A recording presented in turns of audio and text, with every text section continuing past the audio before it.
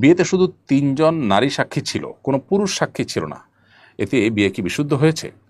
উত্তর হলো, বিয়ে বিশুদ্ধ হওয়ার জন্য 2 জন পুরুষ সাক্ষী থাকতে হবে, কিংবা 1 জন পুরুষ এবং 2 জন নারী সাক্ষী থাকতে হবে। যদি বিয়েতে কোনো পুরুষ সাক্ষী টোটালি না থাকে, সবাই নারী সাক্ষীরাই থাকেন, তাহলে সেক্ষেত্রে বিয়ে বিশুদ্ধ হবে না। কেন পুরুষ সাক্ষীর আবশ্যকীয়তা আরোপ করা হয়েছে সে বিষয়ে বহু গবেষণা আছে, বহু আলোচনা আছে ওলামায়ে কেরামের স্কলারদের। সবচেয়ে বড় কথা হলো, শরিয়া যখন কোনো নির্দেশনা আমাদেরকে দেয়, সেটার পেছনে বহুবিধ কল্যাণ নিহিত থাকে, সেটা অমান্য করার মধ্যে বহুবিধ অকল্যাণ নিহিত থাকে। সো এই ঈমানের জায়গা থেকে এই বিয়ে কোনোভাবে বিশুদ্ধ হয়নি, এবং এই শরিয়ার এই বিধানকে প্রতিপালন করা আমাদের কর্তব্য। বিধায় এরকম বিয়ে হয়ে থাকলে সে বিয়েকে পুনরায় পড়াতে হবে, এবং সাক্ষী হওয়ার যে শর্তগুলো আছে সেই শর্ত পূরণ করতে হবে। এরপরে প্রশ্ন হলো, আমরা একটি অ্যাপ বানাতে যাচ্ছি, তাতে বিভিন্ন ইসলামিক প্রবন্ধ নিবন্ধ থাকবে, সেগুলোর উপর প্রতিযোগিতার আয়োজন করা হবে। যারা অংশগ্রহণ করতে চাইবে তাদেরকে 100 করে টাকা দিতে হবে। আমরা সেই টাকা দিয়ে পুরস্কারের ব্যবস্থা করবো, এটা জায়েজ আছে কিনা? উত্তর হলো না, এটা জায়েজ নেই।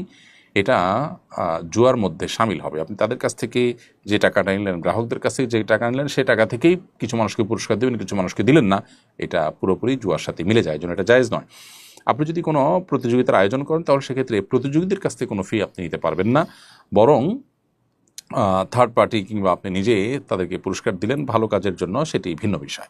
কিন্তু তাদের কাছ থেকে টাকা নিয়ে আবার সেখান থেকে তাদেরকে আপনি কিছু মানুষকে পুরস্কার দিলেন, কিছু মানুষকে পুরস্কার দিলেন না, এটা সম্পূর্ণ নাজায়েজ এবং জুয়ার অন্তর্ভুক্ত হবে, যেটিকে আল্লাহ তাআলা পরিষ্কারভাবে হারাম করেছেন আমাদের জন্য। এরপর মেহনাজ শাহিন আপনি লিখেছেন, কোন আমল করলে গর্ভের বাচ্চা নেককার হবে?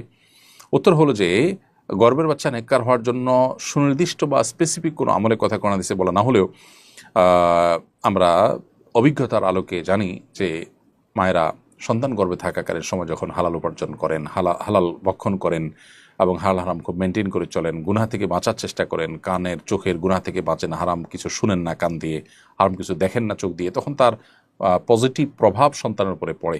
কোরআনে কারীমের তেলাওয়াত যখন শুনেন, আল্লাহ ভীরুতা যখন তার মধ্যে থাকে, দোয়া রোজাদারি যখন থাকে, এর একটা পজিটিভ প্রভাব, ইতিবাচক প্রভাব সন্তানের মধ্যে পড়ে। বিধায় সেই কাজগুলো করতে হবে, এবং সন্তান যেন নেককার হয় সেজন্য আল্লাহর কাছে দোয়া অব্যাহত রাখতে হবে। রব্বি হাবলি মিনাস সালিহিন, রব্বি হাবলি মিন লাদুনকা যুররিয়াতান তাইয়্যিবাহ ইন্নাকা সামিউদ দুআ, এই জাতীয় দোয়া যেগুলো আল্লাহর বিন্দু নবী রাসূলগণ করেছেন তাদের সন্তানদের নেককার হওয়ার জন্য, সেই দোয়াগুলো আমরা করতে পারি।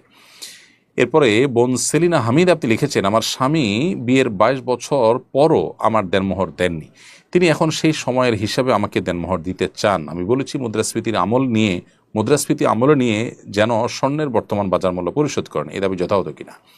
বোন সেলিনা হামিদ, 22 বছর আগে বিয়ে হয়েছে, এখনও দেনমোহর দেওয়া হয়নি, এখন কি দিয়া পরিশোধ করবেন আপনার স্বামীর? উত্তর হলো যে, আপনার স্বামী যদি টাকা ফিক্স করে থাকেন মোহর হিসাবে, উভয় পক্ষের মধ্যে যদি সেটি চূড়ান্ত হয়ে থাকে, তাহলে এখন টাকা দিবেন। মুদ্রাস্ফীতির কারণে টাকার মান যদি কমেও যায়, তারপরেও আপনি সেই টাকাই পাবেন। ঠিক যেমন তিনি যদি স্বর্ণ ধার্য করতেন তখন, তাহলে এখন আপনাকে সেই স্বর্ণই দিতে হবে, তাতে স্বর্ণের দাম কমুক কিংবা বাড়ুক, টাকার ক্ষেত্রেও তাই। বিধায় যেটা ধার্য করা হয়েছে সেটাই আপনাকে দিতে হবে। স্বর্ণ যদি ধার্য হয়ে থাকে তাহলে তখনকার স্বর্ণের মূল্য দিলে হবে না, বরং এখন আপনাকে স্বর্ণ দিতে হবে বা স্বর্ণের মূল্য দিতে হবে বর্তমান বাজার দর অনুযায়ী, যদি স্বর্ণ ফিক্স হয়ে থাকে। আর যদি নগদ টাকা দেওয়ার কথাও থাকে এবং সেটা যদি ফিক্স হয়ে থাকে, তাহলে নগদ টাকা দিয়েই আপনাকে মোহর নিতে হবে। মুদ্রাস্ফীতির কারণে যেটুকু আপনি একটু কম পেলেন মনে করছেন, সেটার জন্য আল্লাহর কাছে আপনি আজর পাবেন, যেহেতু আপনি হারাম থেকে বা সুদ থেকে বাঁচার চেষ্টা করেছেন। ওমর ফারুক